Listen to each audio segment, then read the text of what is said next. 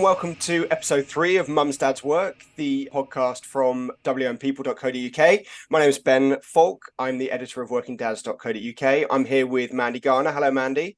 Hello, Ben. And you have to say where you're from, Mandy. Oh gosh, I'm from Essex. Well, no, from workingmums.co.uk, but she is also from Essex, which is a Yes, good fact to know about her, I think. yes, definitely. Yes, I am from Working Mums. Yeah. So we're back with another episode of the show. It's our second season. I like the fact that I just always love the fact we call it our second season. Like, it makes us sound like this big sort of Netflix extravaganza rather than two people chatting about working parent stuff in a room. But there we go. Why not? That's what I say. So we're going to be chatting about a few things today. We've got a fantastic interview coming up later on with Liz Sebag-Montefiori, who will chat all about career progression and things like that. But we'll come to that in a minute. For starters, I think, Mandy, we wanted to talk a little bit about paternity leave, didn't we? Because about a week and a half ago now at the Labour conference, Pregnant Then Screwed did it was a kind of really interesting stunt where they put a load of signs out on the beach where all the statues are, where the Labour conference was being held, sort of talking about the lack of quality, I suppose, around paternity leave policy and things like that. And do you think those things were effective? We kind of had a debate about that, didn't we, offline, about how effective Yes. we think these things are. It's always good to talk about paternity leave, but I wonder whether these kind of things are helpful. Yes, I'm not sure. I mean, they had all the statues with papooses on, and then they had like little signs about paternity leave and Yeah. stuff, and the campaign for paternity leave. And I guess it's the aim is to keep it in the public eye, because it is difficult to keep it in the public eye unless there's something that's out there, like a big survey or whatever it might be. And it has been very difficult over the last few years because nothing really has happened since shared parental leave came in, and that was, as we know, a bit of a compromise from the offset. And because of various different things like Brexit and COVID, there's been virtually no movement on that front. So it's just been about doing what you can with the shared print, the policy that's there, and with some companies then, as you must know very, very well from your side of things, sort of going a bit further and introducing equal parental leave policies and stuff with often good take up.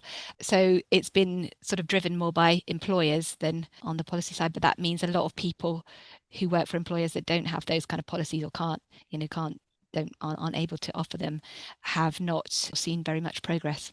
Yeah, it's kind of interesting. You said it's like been driven by employers. There are people who have essentially companies who have chosen to do something about it, and everywhere that we write about it and everywhere that you see it happening, it's so clear how beneficial it is. Like, it makes such a massive difference. Every single one of the case studies that I've written about who have extended paternity leave or some kind of enhanced paternity leave, I mean, it revolutionizes their companies. And it's just so frustrating that people don't have to do it. It's still the maternity leave, up to a point, there's still a lot, there's still loads of stuff, around maternity leave, but at least that's sort of embedded more in UK company culture and policy. But paternity leave still isn't. It's still this kind of afterthought. And I mean, Pregnant Then Screwed, it was great. Stunts, whether they work or not in the long term, I don't know. But from a sort of virality, social media perspective, they're really helpful.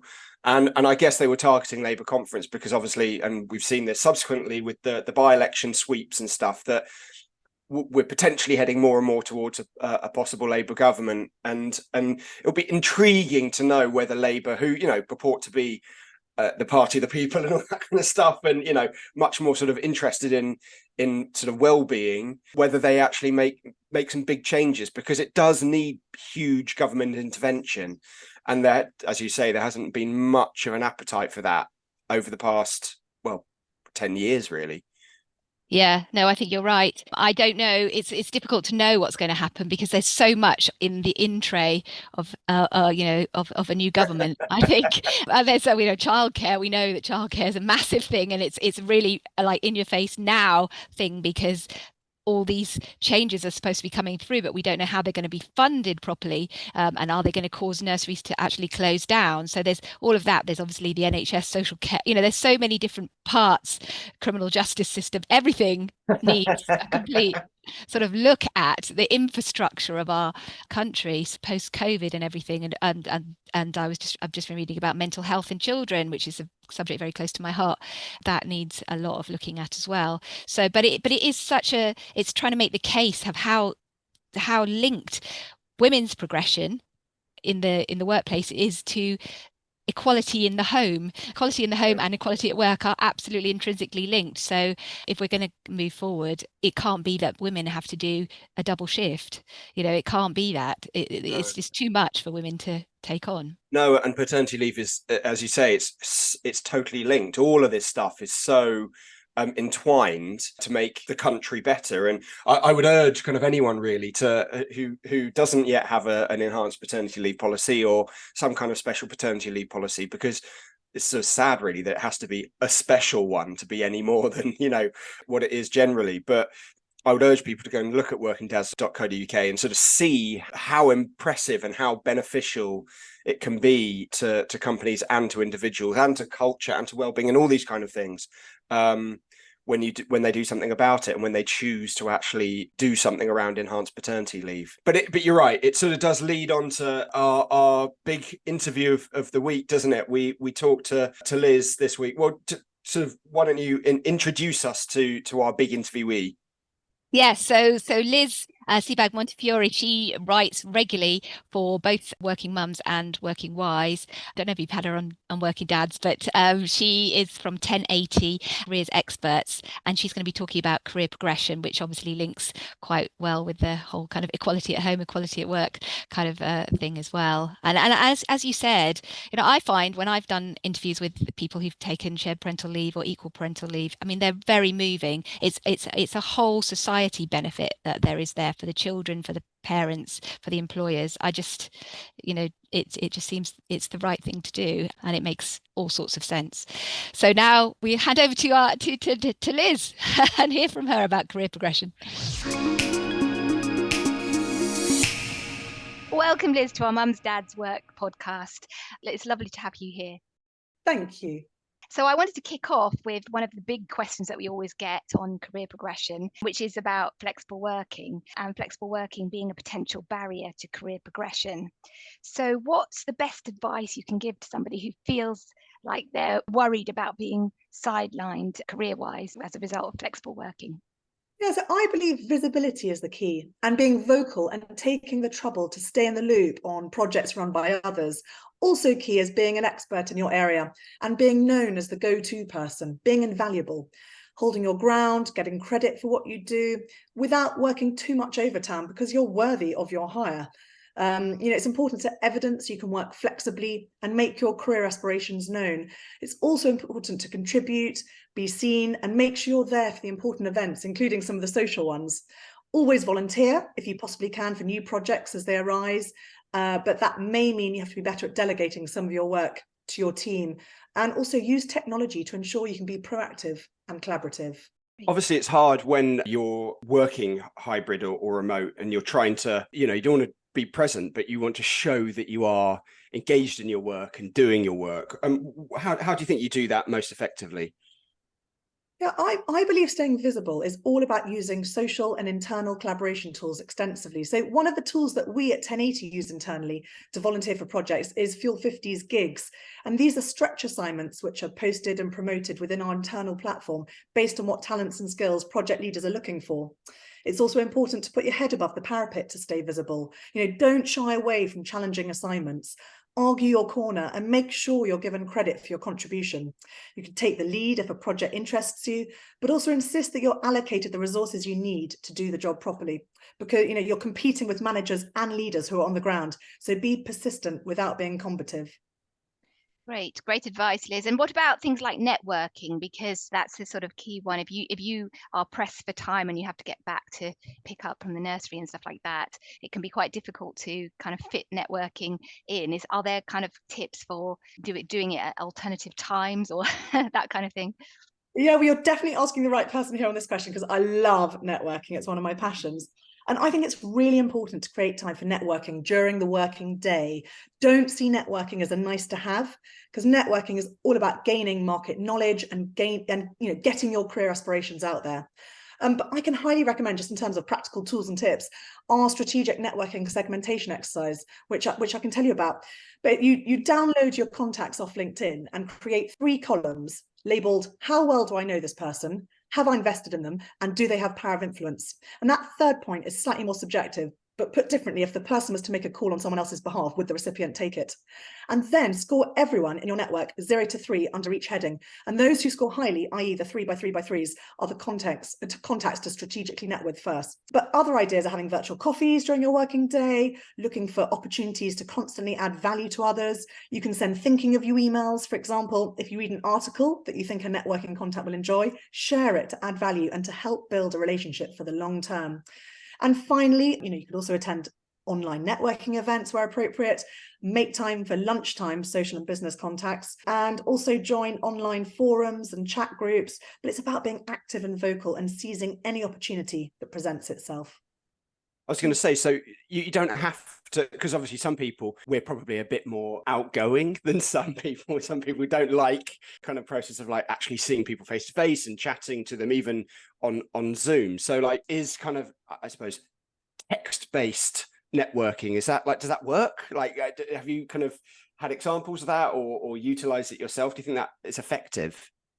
I'd say nothing can beat face-to-face networking. So face-to-face is obviously best, but if you don't have the time or travel time, or you've got young kids, or even doing it at home, when the kids are at home, for instance, yesterday on summer holidays, I think it's so important just to meet people, even if it's a slightly more reduced coffee. Normally, I think if you meet someone face-to-face, an average time might be an hour, but virtually you can do it in 20 minutes just to catch up on their news. And it's also really important to remember, it's just as much about that other person than it is about you. So half the time.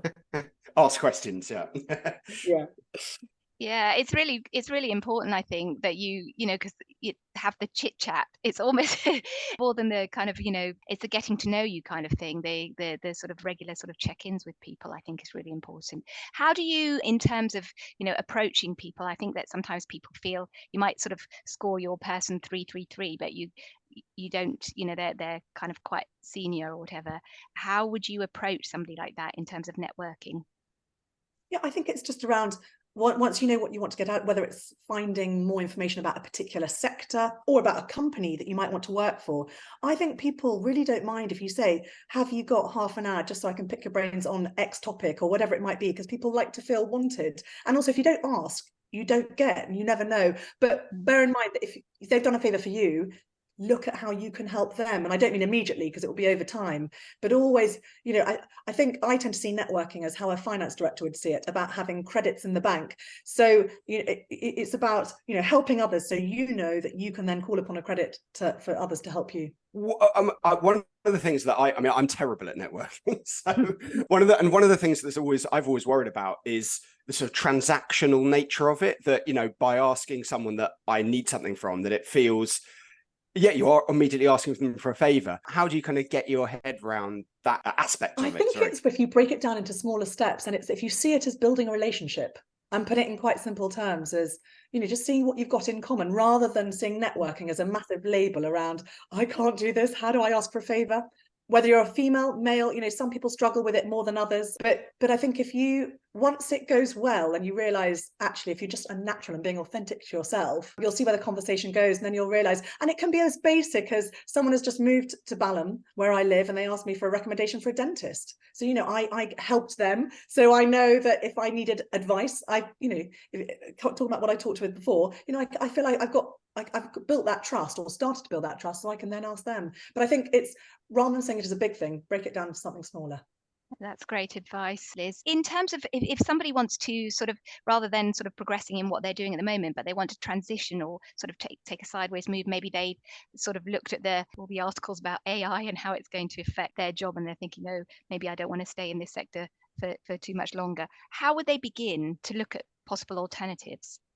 Yeah, so I'm a great believer. If you want to develop your career, I'd recommend exploring your motivated talents, i.e. skills you like using and want to develop, and discuss these skills either with your line manager or with contacts, and how you might use them more frequently. Volunteering is also great, volunteering externally to use those skills, but it's about expanding your area of interest and being on top of your game and being quick to exploit the opportunities that are inherent in every situation involving change. You have to be quick to recognize and grasp potential if you want to stay competitive, as it's easier for others to pop up when development opportunities and new assignments are tabled. You can only do as good a job in your flexible arrangement as the full-timers. You know it, they know it. But if playing the field is uneven, you may have to be more maneuverable as well as quick on the draw. Yeah, I mean, one of the things that, we always say, like, I speak to university students and it's all about, these are all transferable skills. But actually, even though they are transferable skills that they might be learning, the kind of soft skills, actually then putting them into a different career or changing path, it feels like quite a big leap. Again, is that sort of an internal thing, do you think? Or is that, how do you make sure that you can demonstrate those skills are transferable, can go to a sort of different industry or a different position? It's a really good question. I think people worry also. I mean, the easiest job sector is same skills, same sector. And obviously the hardest is new skills, new sector. And then you've got the ones in the middle. But I think it's breaking it down. Once you know where you want to get to, it's around understanding what that very best candidate needs by way of skills, knowledge, expertise, then doing the gap analysis of where you are with your skills against them. And if it's, for instance, leading a team or communication or whatever skill it might be, see how you can get that skill, whether it's working in a charity. A charity is a very safe environment to learn new skill, practice it, and then bring it to the working environment to help you get where you want to get to. But it's just seeing the parallels between skills that you've got and are currently using and how you can use them in a new industry, just put differently, and always look about ranking yourself as to how proficient are you in that skill? Are you, basic level all the way up to mastery, but how you can get better and who can help you. Great. Thanks very much, Liz. It's been absolute pleasure talking to you, and some really good advice for people, I think. Thanks very much. Thank you. Thank you so much, Liz.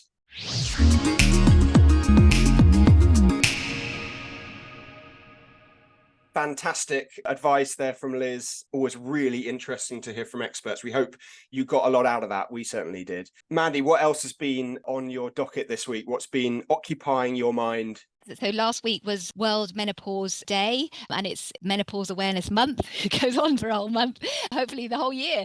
But there's been all sorts. I just get bombarded with lots of stuff, which is great because it shows that people are sort of waking up to all of that stuff. And there's certainly been a lot of activity in that area. And so I've been speaking to a family law expert, which is really interesting. I don't suppose it's so much on the work side as the home side, but she was talking about, she's written a book about how family law needs to be more aware of menopause and stuff because of the time that people often come to be talking about divorce and all of that kind of thing is often the time when it's perimenopause or menopause, and it's sort of taking that potentially into account and making sure that information is accessible and easy to digest and all that kind of stuff, depending on symptoms that people might be suffering from. And not that everybody who has the menopause has symptoms or severe symptoms or whatever, but there are a significant amount of people who do. So I think it's really interesting because it's really about best practice generally. It's about best practice for family law, just understanding more about the people that you're dealing with. And some of those are obviously men that come to her and say that they find it really difficult dealing with the menopause and they don't really understand what's going on with their partners. And that's definitely what we're seeing from a lot of the sort of menopause awareness stuff that's being done by employers, that there's a significant amount of men that come along to some of the events and things like that. They just want to understand more about what's going on. Which I think is great. I mean, I certainly have sort of written a little bit and heard from people talking about how it's one of those things that I'm sure in the past you just wouldn't have even occurred to men at all, and one of the benefits about people becoming a little bit more attuned to their feelings and aware of their surroundings is that men are starting to recognize how much the menopause can impact on their married lives, on their parental lives, on their work lives as well. And I think that's great. I mean, the more that we understand stuff around us, the better. And it's amazing, and I say this as a middle-aged man, like it's not really something that has entered my consciousness much before this. Even my mum or whatever, it wouldn't sort of be something that we would have talked about or sort of thought about. Particularly, but now that I'm married and with two young girls, it's kind of not that I'm thinking about the menopause all the time, but it's like understanding that I have to be a little bit more attuned to that sort of feminine energy and things that are around that is fascinating. But it's definitely something that's beginning to kind of filter out, I think, the idea that men need to be aware of it, and all the more of that, please.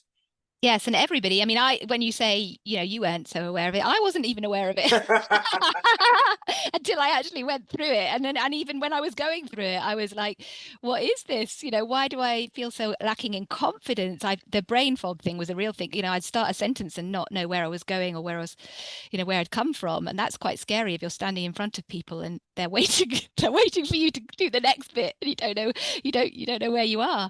And that really undermines you, I think, apart from all the other things. And I definitely didn't have some of the severe symptoms that I'm reading about that some people suffer from. So I think all to the good that there's more awareness about it. I'm not so sure about things like menopause leave. And that's actually the family lawyer that I was talking to, she wasn't sure about those kind of things because the symptoms can be intermittent and they can go on for a long period. Nobody really knows. And do you need to label have a leave for every special different thing that there is, and will that potentially lead to more discrimination against women because we'll be seen as kind of in hoc to our hormones and stuff? Can it just be health leave, or is that what you mean? Yeah, well, leave, well-being, exactly, yes. whatever. I'm feeling unwell, so I'm not coming into work, kind of thing. Yeah, but with an awareness that the menopause, that you can talk and you can say, that I'm suffering from this, that, and the other, and an empathy from the employer on the employer side, which I think is all to the good, is best practice flexibility. Some of the things that need to change are things that are good for everyone. So that sort of flexible sort of working policy and stuff, and being aware of what's going on in your different employees' sort of lives. So yeah, again, I think it's something that benefits everyone. definitely. Well, look, that's all we've got time for today. Just before we go, we need to remind everybody that this Friday is the final deadline for application submissions, entry into our Top Employer Awards. Do you want to just throw anything in there, Mandy? No, we just that we really, really encourage you to sort of, if you're doing great things, let everybody know about them. Definitely. What happens from the awards is that I interview all the winners, which is great, and then I write it up in a best practice report, and then we share it free to everybody. And the aim is to encourage more employers, give them ideas and inspiration, and see what the impact is. For sure. And there is often the case where, we get sort of people going, oh, hey, do you want to do a case study about us outside of it? And you go, this is amazing. Why didn't you apply for our Top Employer Awards? Because don't hide your light under a bushel. So if you feel like you're doing something kind of fresh and original and interesting and amazing in your organization and want to trumpet it to the world, then please do apply to our Top Employer Awards. You can find all the details on Working Mums, Working Dads, Working Wives, and wmpeople.co.uk. So please do kind of give us your case studies, give us your interesting things that you're doing, because we'd love to hear about them and talk about them here on the podcast. So we're due to be back in a couple of weeks. Thank you very much, Mandy. That was fun. Thank you, Ben. I just wanted to say just also that it doesn't have to be something new and whizzy. And, it doesn't. It's my initiativitis thing that I have this thing about. But it can be just steady progress, steady, just keep doing, because a lot of the things are difficult long-term things to fix.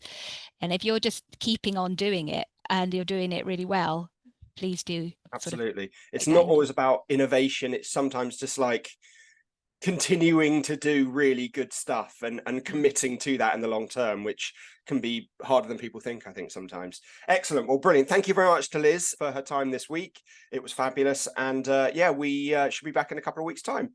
Yes. Thanks, Mandy. Thanks, Ben. See you. Bye.